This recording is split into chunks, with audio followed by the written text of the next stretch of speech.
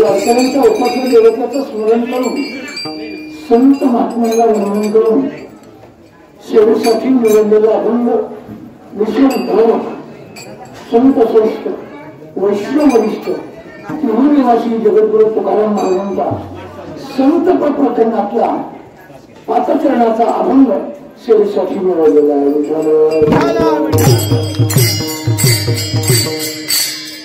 सेवेचं निमित्त सर्वांना ज्ञात आहे.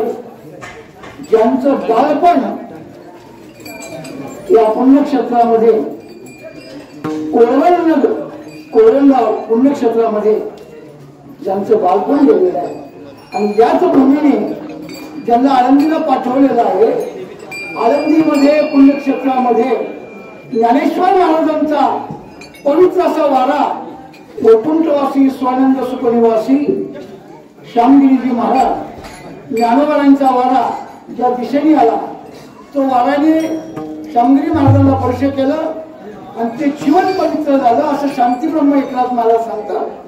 भक्ताचा वारा जाय जिकडे अति पवित्रता होय तिकडे. त्या पवित्र विचारातून ज्ञानोबारांच्या कुशीत राहून पवित्र इंद्रायणीचं स्नान ज्ञानोबा तुकोबारांची अक्षर आपल्या जिल्ह्यावर नांदवली. अशा महान भागवत भक्ताने आपल्या वारकरी संप्रदायाचं जीवन जगत असताना गिरीपुरी भारती दशनाम या घराण्यातील वैकुंठवासी गिरी महाराजांचा जन्म राजघराण्याचे ते गुरु आज अशा शुभ प्रसंगी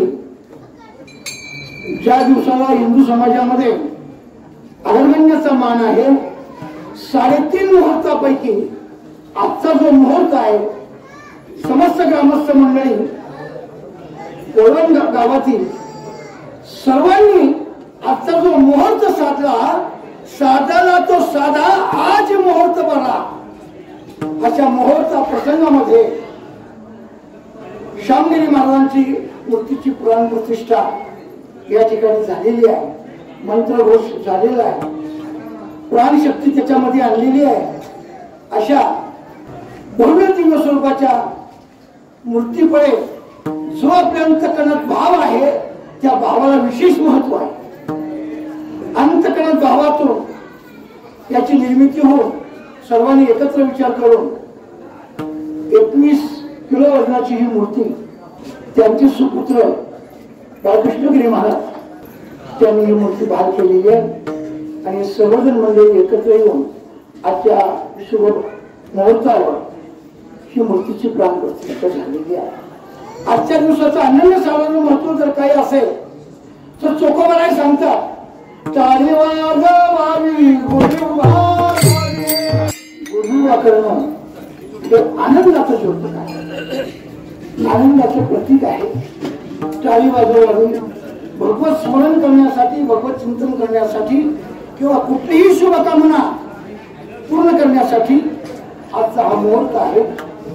विशेष रूपाने यावर्षी श्री रामप्रभू अविद्यानगरीमध्ये श्री रामप्रभूला घर मिळालं. म्हणूनच रामप्रभूचे जे भक्त आहेत ज्यांनी राम राम म्हणता जावा माझा प्राण किंवा राम म्हणता रामाची होईजे असा ज्यांचा ध्येय आहे अशा साधू पुरुषाला देखील आज घर मिळालेलं आहे.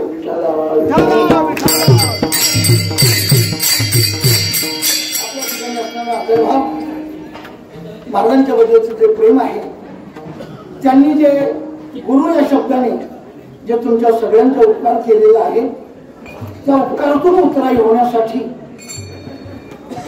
जर आपण काय द्यावं म्हटलं तो भूतलावरची कुठलीही वस्तू दिली तरी गुरुच्या उपकारातून उतराई होऊ शकत नाही अशी शांती ब्रह्म एकनाथ महाराज सांगतात. शरीर द्यावं म्हटलं तर क्षणिकच आहे, लाचकपुचकच आहे. या शरीरामध्ये चांगला भाग कोणता आहे? अंगठ्यापासून शिंडीपर्यंत जो शीर्षावंद्य भाग आहे ते मस्तक श्री संतांच्या चरणावर ठेवल्यानंतर हे सगळे क्षणिक आहे, नाचकपुचक आहे. मग गुरुच्या उपकारातून उतराई होण्यासाठी एकनाथ महाराजांची गाठ पडली. त्यांनी जे उपकार केलेले आहेत गुरु शब्दाचा अर्थच अशा पद्धतीचा आहे वारकरी संप्रदायातील परंपरेतील गुरु हे संत कोणीचे राजे आहे. गुरु प्राण विसावा माझा, गुरु बिना देव नाही तुझा, पाहता नाही कळलो.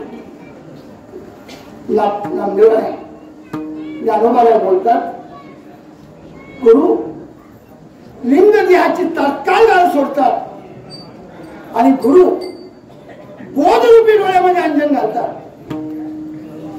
बोधरूपी डोळ्यामध्ये अंजन घातल्यानंतर त्यावेळेला साधकाला दृष्टीला फाटा फुटतो.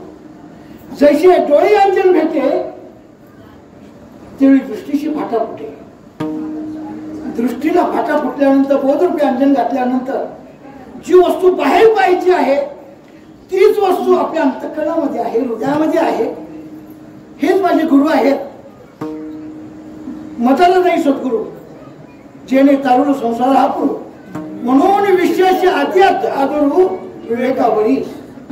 ज्ञानेश्वर महाराज बोलतात, या अवस्थेला येण्यासाठी जे सद्गुरु लिंग देहाची गाठ सोडतात, निजधन दाखवतात, अंजन घालतात, त्या गुरुच्या उपकारातून उतराई होण्यासाठी काय द्यावं? गुरुच्या उपकारा.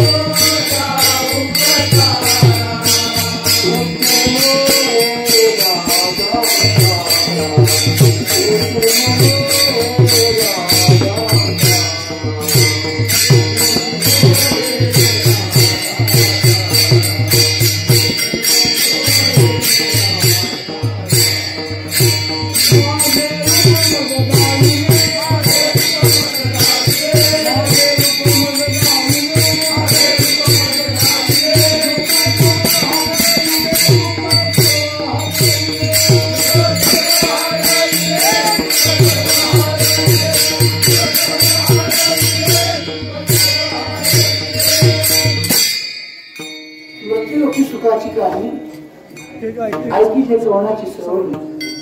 सर्व दुःखरूपी बाजारामध्ये श्री गुरु सर्व दुःखातून मुक्त करतात. असं काय त्यांना दिलेलं आहे? विशेष रूपाने नाथ महाराज सांगतात, अशा सर्व दुःखातून मुक्त करणारे फक्त एक श्री गुरु आहेत. यांच्या उपकारातून उतराई होण्यासाठी माझ्या गाठीमध्ये काय आहे, काय हृदय? तू काय म्हणे, यांच्या उपकारासाठी नाही माझे गाठी काही, काय द्यावं? कोणत्या उपकारातून त्यांचं उतराई व्हावं? मग या उपकारातून उतराई होण्यासाठी तन मन धन केले गुरुशी आपण, तनाने मनाने. म्हणून आबांच्या संगतीतली जी माणसं होती सर्वस्व पणाला लावून आबांची सेवा करत होती. दोन म्हातारे होते बघा त्यांच्यासमोर, एक विवेकरी होते, एक सोबदार होते. घरची अशी कसली पद्धतीची आशा नसायची, आबांची सेवा ते करायची एकनिष्ठपणे. तन मन धन. आता तन मन घेणारे गुरु कमी आहे, पण धन घेणारी पुष्कळ आहे. धन घेणारी पुष्कळ आहे. आता ज्यांनी धन घेतलेलं आहे तो काय आलिंग देहाला सोडवणार आहे? काय बोधरूपी अंजन डोळ्यामध्ये घालणार आहे? आबांनी कोणाची अपेक्षा न करता महाराष्ट्राचे मुख्यमंत्री विलासराव देशमुख आबांचं आणि त्यांचं सख्यत्वाचं नातं असताना देखील त्यांनी संसारी जीवासाठी कुठला उपभोग करून घेतला नाही. पण एक आहे, कोल्हापूर प्रांतासाठी, महाराष्ट्रातल्या जनतेसाठी, वारकरी संप्रदायातील श्रद्धाळू अंतकरणासाठी आबांचं जीवन आबांनी समर्पित केलेलं होतं. म्हणून अशा संतांना नुसता कृपावंत म्हणता येत नाही. जगद्गुरु तुकोबाराय अभंगाची योजना करत असताना जे समाजासाठी जीवन जगणारे संत आहेत त्याला कृपेचे सागर म्हटलेलं आहे. सागर. अशा सागराने काय केलं असेल सर्वसामान्य जीवाला? एका जनार्दनी आधारे ब्रह्मरूप चराचर सगळ्या सृष्टीमध्ये परब्रह्म आहे ही दृष्टी आणण्यासाठी आबांनी आपलं जीवन समाजासाठी दिसलंय. कल्पना करा, ही अवस्था सामान्य नाही। या अवस्थेला येण्यासाठी संत वाङ्मयाचं चिंतन केलं पाहिजे।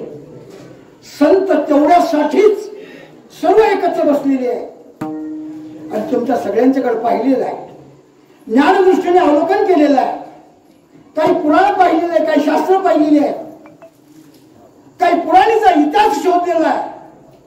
असे सर्व संत एकत्र बसलेले आहेत आणि मला असं वाटतं कोल्हापूर प्रांत म्हणजे अल्पबुद्धीच्या विचाराने आपल्या पुढे मांडतो। कोल्हापूर प्रांत त्यातल्या त्यात कोळवण गाव आणि माझा वारकरी संप्रदायाचा एखादा बाळगोपाळ असला त्याच्यासाठी अवंच जीवन प्रब्रह्म चराचरामध्ये भरण्यासाठी त्या दृष्टीमध्ये ताकद आणण्यासाठी काय केलं असेल तर भगवंताचं चिंतन। भगवंताचं चिंतन करत असताना आबा शोधक होते। चारही वेदाचे केले विवरण आर्तही घन काढून आबांनी काही पुराण शास्त्र शोधले, मागची संत परंपरा शोधलेली होती। ज्या कारणासाठी संत एकत्र बसले, एका मुखाने जो निश्चय दिलेला आहे, निर्णय दिलेला आहे, तो कोणता निर्णय आहे? संत एकांती बैसले, संत एकत्र बसले आणि सगळ्या लोकांच्याकडे पाहिलं आणि पाहिल्यानंतर ज्ञान दृष्टीने अवलोकन केलं आणि सार काढले जोडून त्यात पुन्हा आणखीन एक शब्द घातला। जे निवडून सार काढले त्या सारात सार सार उठोबा नाम तुझे सार म्हणून शिळ पाणी जपत हे पारून। अशा संतांनी हे सार काढलं आणि सार म्हणजे नवनीताचे गोळे तुमच्या हातावर दिले आणि तुमचं सचनासारखं अंतःकरण तयार केलं की ज्या अंतःकरणामध्ये ज्या परमात्म्याचं चिंतन चालू आहे त्या परमात्म्याने तुमच्या अंतःकरणात यावं। त्याच्यासाठी नित्य नवा दिवस जागृतीचा जागृतीचा बोध तुमच्या ठिकाणी ठेवलेला आहे। तुका म्हणे म्हणा पाहिजे अंकुश नित्य नवा दिवस जागृतीचा जागृती ठेवलेली आहे आणि संत जागृती करण्यासाठीच या भूताला अवतरण होऊन आलेले जगजोगी जगाला जागा ठेवण्यासाठी स्वतः जागे राहिले आणि जगाला जागा केलं आणि जागा करून त्यांना काय सांगितलं? त्यांना भाग किती झालाय, काय भाव आहे असं बोलले काय आबा? नाही, बहुताच दिवसा फेरा सगळ्यांना सांगितलं। कोळवणकर मंडळी बहुताच 100 वर्षापूर्वी तर नव्हता, सहज फिरत फिरत फिरत इथं आलो, आबाची तुमची आमची गाठ पडली। आबा सांगतात बहुताच दिवसा फेरा आला या नगरा, जागे व्हा, उठा, हिताचा विचार करा। तुम्हाला हित माहिती नाही, हिताचा विचार सांगण्यासाठी आबांचं जीवन आहे म्हणून त्याला संत कृपेचे सागर म्हटलं जातं। आबा सांगतात नाथांची गाठ पडली, नामदेवरायची गाठ पडली। नामदेवराय आणि नाथ महाराज कोळवण गावामध्ये आणले आणि कोळवण गावामध्ये आणून आबांनी संतांची अक्षरं समाजापुढे ठेवली आणि सांगितलं बहुता दिवसा फेरा ना एक एक हे लाभ झाला, आम्हा पंढरीनाथ भेटला आणि पांडुरंग परमात्मा भेटण्यासाठी काय केलं असेल तर हरिनामाचं चिंतन केलं, पुण्य तत्वाची केली तागडी, ब्रह्म तुकोनी बांधली पुढी या हृदयामध्ये तो आला। म्हणून आता आबाच्या संगतीमध्ये देवाची भेट झाली, देवाशी बोललो। आतापर्यंत कालपर्यंत आम्हाला भय होतो, भय नाही असा माणूस जन्माला येणार नाही। कोणाचं जरी भय नसलं, कुठल्या देवाचं भय नसलं तर घरातल्या बायकोचं तरी भय असतं। काय रोजच चाललंय काय कीर्तनाला घरात बघताय का नाही, ते तरी भय असतं। पण आबा म्हणतात कालपर्यंत भय होतं पण आता पुण्य तत्वाची केली तागडी। हरिनाम चिंतन ऐकलं, रोज गायलं, परमात्मा हृदयात आला ना, आता भय राहिला नाही, आता भय नाही। आईशे वाटे जीवा, जीव न राहता तो परब्रह्म स्वरूपाला प्राप्त झाल्यामुळं आता भय नाही, आता भय नाही। ऐशे वाटे जीवा, जे भयातीत करून टाकतात, भय घालवतात, परमात्मा हस्तगत आणून देतात, अशा संत महात्म्याला कृपेचे सागर का म्हणू नये? हे सागरासारखे विशाल अंतःकरणाचे आहे।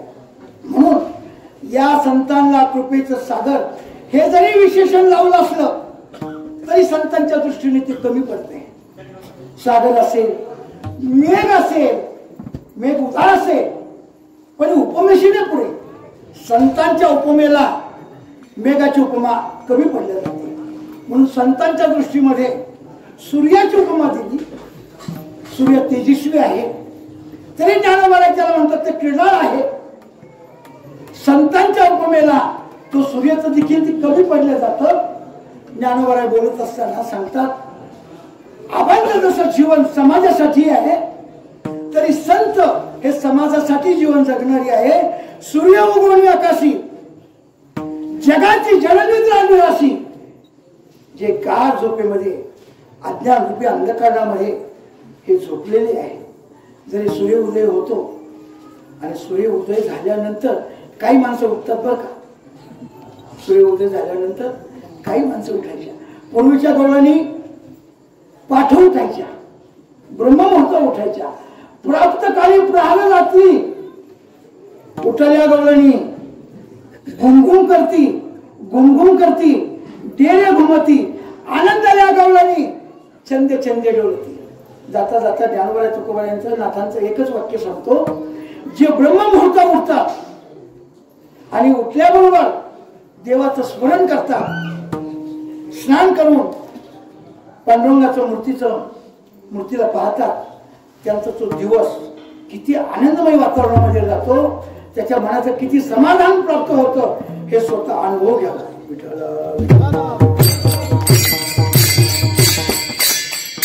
सूर्य उगवणी आकाशी जगाची जडलेली निराशी, संत उगवणी चित्ताकाशी जीवचित्त प्रकाशी परिबोधी जीवाच्या ठिकाणी बोध करतात. तो प्रत्यक्षात देव आहे. ह्या चाकोरतील श्री गुरु या प्रांतातील श्यामगिरीजी महाराज हे गुरुतुल्य आहेत, प्रत्येकांचे गुरु आहेत. आणि या गुरुनी आपल्या लिंगदेहाची गाठ सोडलेली आहे आणि परमात्मा आपल्या हस्तगत केलेला आहे. त्याला कारण काय असेल, हरिनाम चिंतनाकडे परमार्थ साधन करत असताना जो साधक वळलेला आहे, निळोबारांची आबांची गाठ पडली असं धरून चालला. निळोबार आहे आणि आबांचा संवाद चालू असताना निळोबाईने आबा बोलत असताना दोघं बोल विचार करतात, अरे देवाची गरज आहे. ही शेतात कामं करणारी माणसं आहेत, व्यापार उद्योग करणारी मंडळी आहे, त्यांना देवाची गरज आहे. मग काय केलं पाहिजे? मंदिरात आलं पाहिजे, नामचिंतन केलं पाहिजे, परमार्थ साधना केली पाहिजे. ज्याचं चित्त परमार्थ साधनेकडे वळलेलं आहे त्या साधकाच्या दृष्टीने फार मोठी मेजवानी आहे. त्या साधकाला ह्या दोन्ही नात्यांचा कृपा प्रसाद प्राप्त होतो, आबांचा आणि निळोबारांचा. आणि ज्यांचं चित्त परमार्थाकडे वळलेलं आहे, संत कृपा तयाशीच फळे. भूमिगत धन दिसणं सामान्य गोष्ट नाही. डोळ्यांच्या गोळे हातावर देणं हे काय आबांच्या जवळ गेलं ना, आबा द्या लोण्याचा गोळा, तसं शक्य आहे का? तसं शक्य नाही. त्यांना बघावं लागतं, त्याचा अधिकार बघावा लागतो. आपण साधन चतुष्ट सांगितल्यानंतर त्याला पटतंय का नाही, नामसाधना सांगितल्यानंतर तो करतोय का नाही, हरिपाठ सांगितल्यानंतर म्हणतोय का नाही, हे सगळं एक प्रक्रिया बघून आणि नंतर संतांचा कृपा प्रसाद होतो. आणि संत कृपा प्रसाद फलद्रूप झाल्यानंतर देवाची हाते लागे तया, देव त्यांच्या हस्तगत होतो. आणि देव हस्तगत झाल्यानंतर देवाकडे पाहावं आणि स्वानंद सुखनिवासी श्यामगिरी महाराजांच्याकडे पाहावं. दोन्ही दिसती सारखी, दोन्ही दिसायसारखे दिसतात. हिरे आणि गारा दिसायला सारखेच दिसतात, पण गाराचे गारा निघाला ते हिरा. दही आणि दूध, दही आणि लोणी, दह्याची अंगे निघे ताक लोणी, एका मुले दुई मागू नये. दह्याच्या अंगातूनच ताकही निघालं आणि लोणी निघालं. लोणी समजा, ताक समजा 20 रुपये लिटर, हे फार तर 30 रुपये किलो लोणी. जमन का? शक्य होईल का? हे जरी दोन्ही एकाच अंगातून निर्माण झाले असतील, ते दोन्हीला ओळखण्याची नजर पाहिजे. आणि दोन्हीला ओळखण्याची नजर संत कृपेशिवाय होत नाही. गुरुविना देव नाही तुझा, पाहता नाही त्रिलोकी. या गुरु आणि देव हे भिन्न नाही किंवा महाराजांचं समाधान इथं झालं नाही. महाराज आणखीन एक सांगतात, उदका वरील तरंग. उदक पाणी समुद्र आहे, त्याच्या लाटा येतात आणि लाट आल्यानंतर हेलकावे खातात आणि सर्वसामान्य जीव त्या लाटांमध्ये अडकल्यानंतर माया ममतेचे हेलकावे खात असतात. पण त्या लाटांनी जर ठरवलं मी समुद्राचीच नाही किंवा समुद्राने जर ठरवलं की मी समुद्राची नाही, शक्य होईल का? उदका वरील तरंग, तरंग उदकाचे अंग, त्या समुद्राचंच ते अंग आहे. महाराजांना याच्यावर बागलं नाही. ह्याच्यापेक्षा पुढचा आणखी दृष्टांत महाराजांनी दिला. महाराज म्हणतात, तरुण बीजापोटी, बीज तरुण शेवटी. बीज लावलेलं आहे, झाड उगवलेलं आहे. झाडाच्या फांद्या वेगळ्या वेगळ्या आहेत. झाडाने ठरवलं ह्या फांद्या माझ्या नाहीत, शक्य होईल का? त्या झाडाच्याच आहेत. तसं त्या समुद्राच्याच त्या लाटा आहेत. तत्व गुरु आणि देव हा वेगळा नाही, पण हे वर्म जाणण्याकरता पारखी होण्यासाठी त्याची ती नजर आली पाहिजे. वर्म जाण्याचो पारखी. जो पारखी आहे तो या बहुरूपी समुद्रातून आणि का दुःखातून तो संपलेला आहे, तो दुःख घालवलेला आहे. तो संतांच्या जवळ राहून कृपा प्रसादाला प्राप्त झालेला आहे आणि कृपा प्रसादाला प्राप्त झाल्यानंतर सर्व दुःखातून मोकळा झालेला आहे. तो केवळ शुद्ध ब्रह्मच आहे. तत्व भगवान परमात्म्याने सांगितलं की माझ्याच रूपाने आबा तुम्ही अवतीर्ण व्हा. आबा हे नाव शरीरावर पडले. मृत्यू लोकांमध्ये शरीर धारण करून आलेले नाव पडलेलं आहे. पण खरं नाव जर पाहिलं तर अध्यात्म ज्ञानाच्या दृष्टीने आपण जर पाहिलं, ही भिंत आहे, त्या भिंतीवर एक चित्र लावलेलं आहे आणि भिंत पडल्यानंतर चित्र राहू शकतं का? हे नाव ठेवलेलं आहे आणि ठेवलेली नावेशी ओ देतो उठी. समजा सांगितलं चिमाजी ओमाजी कापसे ओ म्हणतो, त्या बाळाला ओ म्हणतं. ओ म्हणण्याची संधी त्याला असं वाटतं मला नाव ठेवलेलं आहे. पण अध्यात्म दृष्टीने देव आणि गुरु हा भिन्न नाही, हे एकच रूप तिला प्राप्त आहेत. भगवान स्वतः सांगतात की माझ्याच रूपाने तुम्ही अवतीर्ण व्हा आणि ज्या ज्या प्रांतामध्ये जाल त्या प्रांतामध्ये एक पुण्याची वाढ करा. नाम साधनेला लोकांना लावा. एवढ्यासाठी संत रूपे तुम्ही इथं धरा. विश्वंभरा अवतार, विश्वंभराचा अवतार म्हणजे वैकुंठवासी श्यामगिरी महाराजांचा अवतार. म्हणून एवढ्या लोकांना परमार्थाच्या काशीमध्ये लावलेले आहे. अशा भगवत भक्ताचं चिंतन करत असताना नाथ महाराजांची एक ओवी आपल्या पुढे म्हणतो. हे पुण्यशील मंडळी ह्या पुण्यनगरीमध्ये वसलेले आहेत, वास्तव्य करत आहेत आणि हे पुण्यशील महात्मे पुढच्या येणाऱ्या पिढीकडून किती पुण्य संपादन करून घेतील हे सांगता येत नाही. पुण्यनगरीमध्ये पुण्यशील महात्मे पुण्य वाढवतात. एवढ्या करता त्या नाथ महाराजांची गाठ पडली आणि नाथ महाराज आपल्या भागवतामध्ये बोलतात, पूर्वी भक्ताची महाख्याती तुझं सांगितलंय तरी जगती, त्या भक्ताची अतिप्रीती तरी मी मागुती सांगेन. हे उद्धवा मी मागुती सांगेन, पण ऐक उद्धवा पुण्यमूर्ती. ही पुण्यमूर्ती आहे म्हणून विटेवर विराजमान आहे. ऐक उद्धवा पुण्यमूर्ती, ज्याशी आवडे माझी भक्ती ते पर्याय त्रिजगती भजन परम प्राप्ती. माझं भक्ता माझ्या भक्ताला भजन हे साधन आहे आणि साधनाच्या माध्यमातून साध्य हा परमार्थ आहे, देव साध्य आहे. म्हणून ऐक उद्धवा पुण्यमूर्ती, ज्याशी आवडे माझी भक्ती. एवढ्या मोठ्या संख्येने हे मंडळी या ठिकाणी उपस्थित आहात. एक पुण्यशील महान भगवत भक्ताचं मूर्तीच्या प्राणप्रतिष्ठेच्या निमित्ताने आपण सर्वजण पुण्य संपादन करण्यासाठी इथे जमलेलो आहोत. आबांच्या संगतीतला केलेला परमार्थ हा फलद्रूप खऱ्या अर्थाने आज तुमच्या ठिकाणी असणारी जी श्रद्धा आहे, जी निष्ठा आहे, जो भाव आहे, त्या भावातून तिची निर्मिती झालेली आहे. आणि हा भावाची निर्मिती पुढे दुकानात होत नाही, भावाची निर्मिती अक्षरामधून निर्माण होते. जे म्हणाल भाव तर दुकानात असतो, दुकानातला भाव उतरतो आणि परमार्थातला भाव वाढत जातो. दुकानातला भाव विचारला का हो आता तुमच्या भागामध्ये तांदूळ पिकतो ना, तुमच्या भागातलं सांगतो, तिकडचं कशाला सांगतो. दुकानदाराला विचारलं तांदूळ कसा किलो, म्हणजे हा 52 रुपये किलो. हा कसा, हा 55 रुपये किलो. हा कसा, हा म्हणजे तसाच. बघा हा 55, हा तसाच. याचा अर्थ की हा 55 आहे, हा तसाच. आणि तसाच म्हणल्यानंतर 55 रुपये किलो 2 पुती घेतली, आणि जो तसा होता तसं 10 पुती घेतली. आणि 10 पुती घेऊन निघाल्यानंतर म्हणजे हो पैसे द्या ना आपण त्याचे. अहो तुम्ही तर म्हणला ना हा 55 हा तसाच, तसं म्हणजे तसं उचलून घरी घेऊन चालला. तसा भाव या बाबतीत नाही. भावाची निर्मिती जर कुठं होत असेल, तुम्ही ज्या घरामध्ये भागवत वाचत असाल, ज्ञानेश्वरी वाचत असाल, तुकोबांचा गाथा वाचत असेल, वारकरी संप्रदाय सगळ्या संतांचे ग्रंथ पठण करत असाल, त्या अक्षरामध्ये भावाची निर्मिती होते. भाव अक्षराची गाठी, ब्रह्मज्ञानाने गोमती, ती माय ज्ञानेश्वरी, संत जना माहेश्वरी. भाव अक्षराची गाठी, अक्षराने लिहिलेल्या अक्षरामध्ये एक एक अक्षरा तेथे आहे रमाकाल. तो परमात्मा त्या अक्षरामध्ये आहे. म्हणून आजच्या युगामध्ये ताकद जर कशामध्ये असेल तर अक्षरामध्ये ताकद आहे. अक्षरम परम दिव्यम, अक्षराने लिहिलेल्या अक्षरामध्ये प्रत्यक्षात परमात्म्याचं स्वरूप त्या अक्षरामध्ये दिसतं. तुकोबारांची गाथा ही प्रत्यक्षात तुकोबारा आपल्या गाथ्याच्या रूपाने आपल्याला दिसत आहे.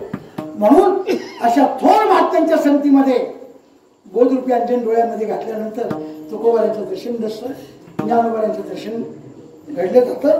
म्हणून अशा संत महात्म्यांना सागर म्हटलं जातं. नुसतं सागराची उपमा दिली नाही, कृपेचे सागर म्हटलं जातं.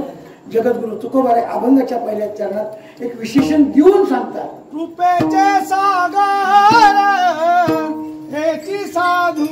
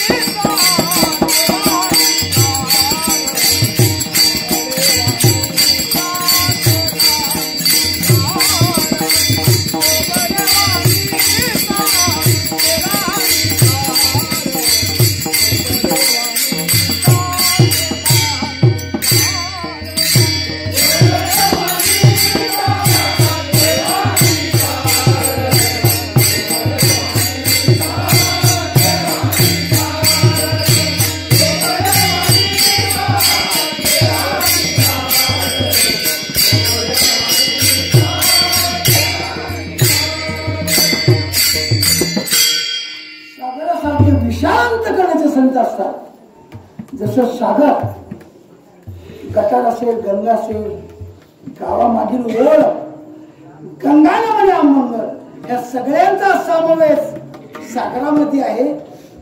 सागराचं काम आहे त्यांचा दोष घालवण्याचं. तत्व जे सागरासारखे विशाल अंतकरणाचे आहे. अनेक जन्माचे संस्कार घेऊन चित्ताच्या ठिकाणी मल विक्षेप आवरण सगळ्या दोषाने गुणदोष मला अंतर या अंतकरण घेऊन साधू पुरुषाच्या जवळ येतात. आणि साधू पुरुष त्यांचा कुठलाही न विचार करता त्या दोषातून मुक्त करतात. आणि परमात्म्याचं बीज तिच्या हृदयरूपी मंदिरामध्ये लागण करतात. आणि त्याचं प्रगटीकरण झाल्यानंतर त्या जीवाचं समाधान होतं. आणि जीवाचं समाधान झाल्यानंतर संत महात्मे जे दान करतात, जसं राजा खटवांग राजाला 1 तास राहिला होता, तसं मला कीर्तनासाठी 1 तास राहिला होता. मला सांगताना सांगितलं, महाराज तुम्हाला खटवांग राजा माहिती आहे का? आता नाही म्हणावं तर कीर्तन करतो, नाही म्हणावं तुम्ही कीर्तन करता, खटवांग राजा कसं माहिती नाही? बरं हाय बाबा, मग खटवांग राजा जर माहिती आहे ना तर खटवांग राजाला 1 तास होता. 1 तास बोलला तसं 1 तास होता कीर्तनाचा बरं का, तर त्याच्या बी आतमध्ये 5 मिनिटं सोडले पाहिजे. असं सगळ्यात पद्धतीचं थोडंसं आम्ही चिंतन केलं पाहिजे. आता मला पण नाही चालत नव्हतं, आता थोडं चालते बरोबर का. एक कीर्तन झाल्यानंतर मला असं वाटलं, एकाने सांगितलं म्हणजे मला तुम्ही मोठ्या मोठ्याने बोलत होता पण तुमचा माईक बंद होता. कीर्तन झाल्यावर कळलं, कीर्तन झाल्यावर कळलं की तुमचा माईक. काही माणसं विचारतील, सांगता येत नाही, काय विचारावं हे तरी महत्वाचं आहे. सहज एकदा विचार म्हणजे बाबा तुम्ही कीर्तन करता, तुम्हाला घर आहे का? मग काय माझी निर्धारा योजना आहे का? मला घर आहे. गाव कोणतं? आळंदी. आणि नडी. बर काय कसं बाबा मग तुमचं घर आहे म्हणजे तुम्हाला मुलं बाळ आहेत? म्हणजे आहेत. आमचं पोरगं घेऊन जातं का? आपलं तिथं कुठे उतरलं कमी आहे? आमच्याकडे बी आहे. बरं सांगा बाबा, मला एक सांगा, तुम्हाला मुलं आहेत? सगळी मुलं बरी आहेत का? म्हणजे सगळी मुलं आहेत बरी आहेत. मला एक सांगा बाबा, तुमचं लग्न झालंय का? प्रश्न विचारावा. आता हे सगळं बरं आहे म्हणल्यानंतर हे विचारायचं काय? प्रश्न विचारावा, संतांच्या जवळ जावं, प्रश्न आणि उत्तर आपलं समाधान करून घ्यावं. आव्हांच्याकडे ती ताकद होती. प्रश्न आणि उत्तर आलेल्या साधकाचं समाधान करण्याचं काम होतं. म्हणून संत जे देतात, कृपेची सागर हेची साधूच्या, तीही कृपादान, कृपेचं दान देतात. आणि दान दिल्यानंतर असं दान देतात ते त्रिभुवनामध्ये कुठे मिळत नाही आणि दिलेलं कधी संपत नाही. लक्षात घ्या, असं जगात कुठे मिळत नाही पण संतांच्या जवळ मिळत असतं. म्हणून संतांना विशेषण देत असताना उदार म्हटलं जातं, कृपेचं दान दिलं जातं. देवापेक्षा संतांचं दान श्रेष्ठ आहे. संतांनी दिलेलं दान कधी संपणार नाही. सर्वसामान्य लोक दान देतात, त्या दानाची किंमत तेवढ्या पुरती असते. पण संतांची दानाची किंमत कोणत्याही काळामध्ये, भूतकाळ, वर्तमान काळ, भविष्य काळामध्ये त्या दानाचा नाश पावत नाही. असं दान ज्या संतांकडे मिळतात त्याला कृपेचे सागर म्हटले जाते. आणि हे दान देत असताना काय आपल्याकडून घेतात होते? फक्त आपल्या अंतकरणातला भाव. आपल्या अंतकरणातला भाव जसा असेल त्या पद्धतीने बघून ते दान देतात. म्हणून दान देत असताना जगद्गुरु तुकोबार आहे, सगळे संत सांगतात, या संतांपेक्षा जगात उद्धार कोण नाही. या संतापरीचं उदार त्रिभुवनी नाही तो माय बाप सोदर इष्टमित्र सोय रे. या संताचे हे देणे कल्पतरुणी तुने परिसा परिसा आघात देणे चिंतामणी ठेंगणा. संतांनी दान दिलं हे संतांचं अंतकरण आहे. पण संतांनी दान देत असताना ज्या शिष्याने दान घेतलेलं आहे त्या शिष्याने एक बोबड्या वाणीमधून विनंती केलेली आहे, माझा अंगीकार करा. बोबड्या वाणीतून केलेली अंगीकार संतांनी त्याचा अंगीकार केला. आणि अंगीकार केल्यानंतर त्यांनी सांगितलं, बोबड्या वाणीचा केला अंगीकार, तेने माझा जीव केला स्थिर. नाही तर जीवाच्या ठिकाणी सारखी रात्रंदिवस तळमळ होती. कशाची तळमळ होती? कोणता दिवस असा येईल त्या दिवसामध्ये मला परमात्म्याचं चरणकमळ पाहायला मिळेल. वाटुली पाहता शिनले डोळे, दाविशी पाऊले कैव डोळा. हे प्रभू, किती दिवस लोटले, किती महिने लोटले, आता सांग कधी भेटेल. म्हणजे आजचा मुहूर्त चांगला आहे, आज गुढीपाडवा आहे, आज 3.5 मुहूर्तापैकी पूर्ण मुहूर्त आहे. आजच्या दिवशी आबांचं दर्शन घ्या आणि आबांच्या कृपेला पात्र व्हा. आणि आबांच्या कृपेला पात्र झाल्यानंतर ज्याच्यासाठी हा जन्म आहे, याच जन्मामध्ये सदपुरुषाच्या कृपेने तुम्हाला देवाची प्राप्ती होईल. तर किती महिने लोटले, किती दिवस गेले, बरोबर आहे सांगतात. आला जातो दिवस. कोणतं भाग्य असं उदयाला आलं की या मंदिरामध्ये कोण असा भाग्यवान असेल, या मंदिरामध्ये पांडुरंगाची मूर्ती आणली. नुसती पांडुरंगाची मूर्ती नाही आणली, ज्ञानोबाराला बोलवलं, तुकोबारांना बोलवलं. आणि ज्ञानोबारा तुकोबारांच्या संगतीमध्ये अनंत गौर ब्रह्मांड नायक पांडुरंग परमात्मा या सर्व लोकांना दर्शन दिलं. आणि पाठीमागून ज्यांनी ज्ञानोबारा तुकोबारांचा प्रचार केला, ज्ञानोबा तुकोबारांचा महिमा वाढवला, ज्ञानोबा तुकोबारांची कीर्ती घरघरामध्ये पोहोचवली, स्वानंद सुखनिवासी आबांनी त्या ज्ञानोबा तुकोबाराचं महत्व सांगून ज्ञानोबा तुकोबारांनी इथे आणलं आणि आज आबा ज्ञानोबा तुकोबारांच्या संगतीमध्ये इथं बसलेले आहेत. यांचा सोहळा करण्याचं काम अनंत गुरुकृ ब्रह्मांड नायक पांडुरंग परमात्मा त्यांचा सोहळा करतो. आपण या दासाचा संभ्रम सोहळा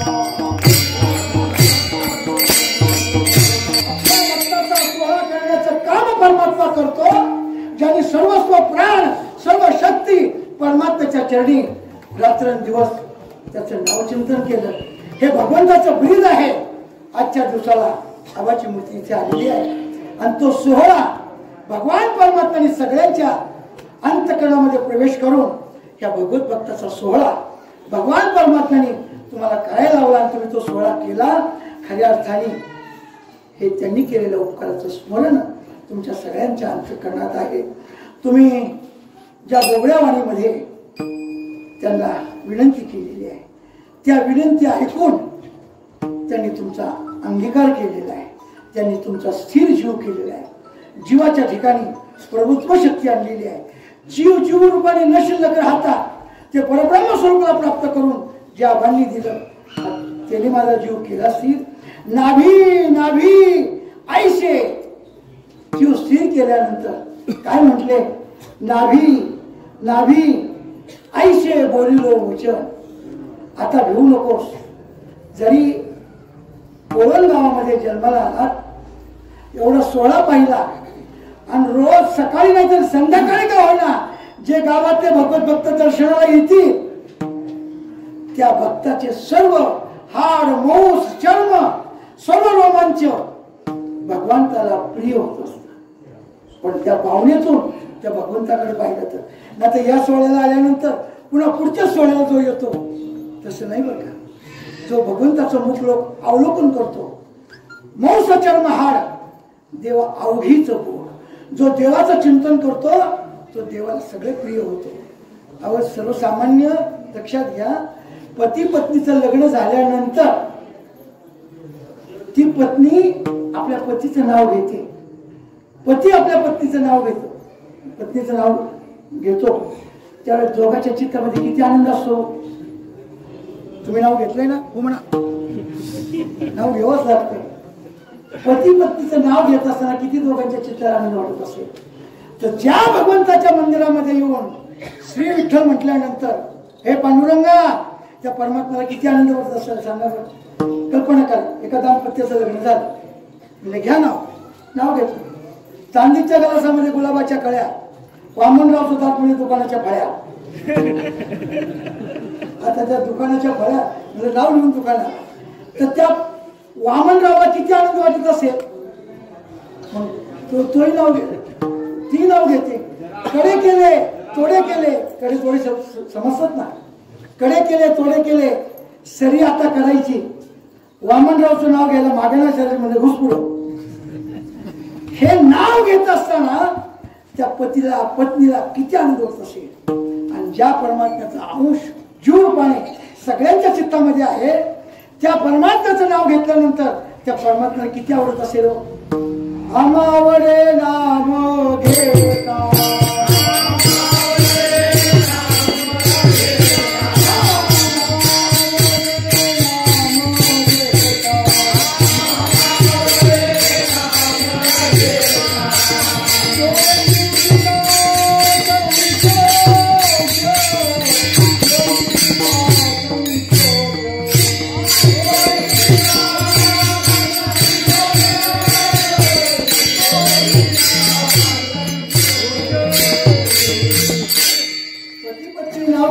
पतीला आनंद होतो.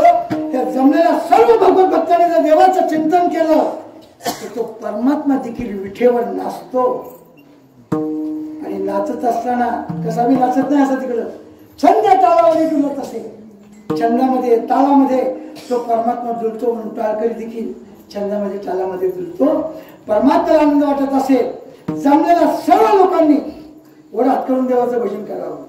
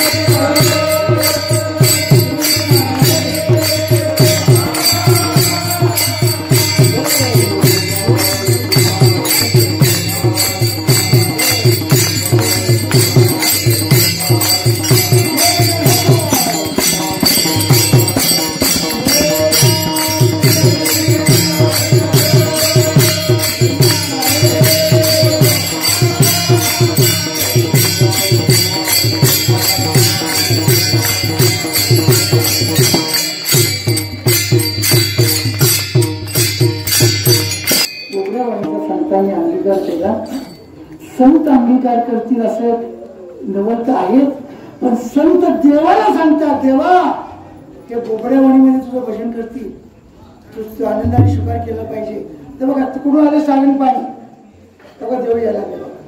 तिकडून आले, काय सांगू तुझे बाई, बोबड्या वाणीतली गवळण, काय सांगू तुझे बाई, काय सांगू तुझे, डबल शब्द बरं का. तिकडून आले सागण पाणी, पळता मला पोटाशी धरले नाही, पळता पळता घसरून पळाले, बोबड्या वणीतले पळाले. तिकडून आले, मला पोटाशी धरले आणि माझे समाधान केले. माझं समाधान बोबड्या वाणीचं जे बोलतोय, एखाद्या बाईचं लेकरू जर बोबड्या वाणी म्हणून बोलत असेल तर किती कौतुक वाटत असेल त्या आईला. ज्ञानोबाला म्हणतात, बालक बोबडा बोले का वाकरा चुका पाहुले ते चोच करून मावले. विजय जेवी बोबड्या वाणीचं भरपूर आहे, पण माझा टायमिंग संपलेला आहे. आता देवाने अंगीकार केल्यानंतर बोबड्या वाणीचं काय बोलू शिल्लक होता. चुकून आले सर, मला पोटाशी धरले, माझे समाधान केले. आता समाधान होण्यासाठी पांडुरंगाची विठेवरची मूर्ती नवल केली. कृष्णरूपी बिंब सावळी स्वयंभू मूर्ती मन निवाले, समाधान झाले. आजच्या शिवमुहूर्तावर मन निवाले. महाराजांची मूर्ती पाहिली, शांत झाली. ज्यांनी आमच्यावर उपकार केले त्यांचं प्रत्यक्षात हयातात दर्शन झालं. पण देव स्वरूपाला प्राप्त झाल्यानंतर मूर्तीच्या रूपाने का होईना आम्हाला दर्शन झालं. तुका म्हणे झालं आनंद निर्भर. काय आनंद झाला असेल, मूळ शब्द प्रणवाचा नाद ब्रह्मापासून ज्यांनी अंगीकार केला महाराजांनी, आदिनाथापासून परंपरा आली जा, त्या बोधाची परंपरा इथपर्यंत आले. बोधाची परंपरा सांगत असताना ज्ञानोबा सांगतात, किंबहुना श्रीनिवृत्ती ठेवील अशी स्थिती. ते काय ती वाचेची या वाचेने भगवंताचं वर्णन केल्यानंतर जी आनंदाची प्राप्ती झाली, ते कोणत्या वाणीने तुझ्यापुढे सांगावं. तुका म्हणे झालो आनंद निर्भर. नाम निरंतर घोष करू, नाम निरंतर घोष करू, नाम साधनेतूनच अशी अवस्था होते. आठव गेले भाव, आठवाची नाही विषयाचा. किंबहुना देहली आहे किंवा देहसंबंधाने माझी आहे याचा संपूर्ण काय उरला उरे विठ्ठल, देह नवे विसरे उरला उरे विठ्ठल या अवस्थेला येण्यासाठी तुका म्हणे झालो आनंद निर्भर. भगवंताच्या मूर्तीमध्ये सगळ्यांचं दर्शन घडलं. मला या ठिकाणी येण्याचं भाग्य आमचे बाळकृष्ण महाराज गिरीबुवा, वैकुंठवासी श्यामगिरीजी महाराज, त्यांचे सुपुत्र बाबांच्या समाधी प्रसंगात त्यांनी माळ धारण केली. ज्ञानोबा तुकोबांचे अक्षर मुखोद्गत करून अध्यात्म ज्ञानाचे चांगले जाणती असल्या कारणाने अनेक विद्वानाच्या पुढे त्यांच्या मुखातले सर शब्द, कठीण शब्द सोप्या भाषेमध्ये ते परिवर्तन माणसाला घडून आणतात. असे आमचे बाळकृष्ण महाराज गिरी यांच्यामुळे मला येण्याचा योग या गावाला आला. महाराज पहिली मूर्ती बसते आणि तुमचं आणि आबांचं प्रेम होतं, तुम्ही यावं. महाराज म्हणजे काही असलं, आमच्या घरातला सण जरी गुढीपाडव्याचा असला, याच्यापेक्षा दुसरं दिवाळी दसरा हेच आहे. सख्य संतजन भेटतील. अमुक जोडील्या पुण्याची राशी, या पुण्याने एवढ्या लोकांचं दर्शन घडलं, हे माझं भाग्य आहे. आणि हे घडत असताना जी मूर्ती प्राण प्रतिष्ठा झाली, ज्या भूदेवांनी ब्राह्मण मंडळीने मंत्र होश करून महाराजांची मूर्ती विठेवर विराजमान केलेली आहे. कोल्हापूर प्रांताला जी काही भजन करणारी मंडळी आहे, माझ्या ज्ञानोबा तुकोबांच्या वतीने त्यांना उदंड आयुष्य लाभावं आणि देवाचं भजन त्यांनी करावं. विठ्ठल जय.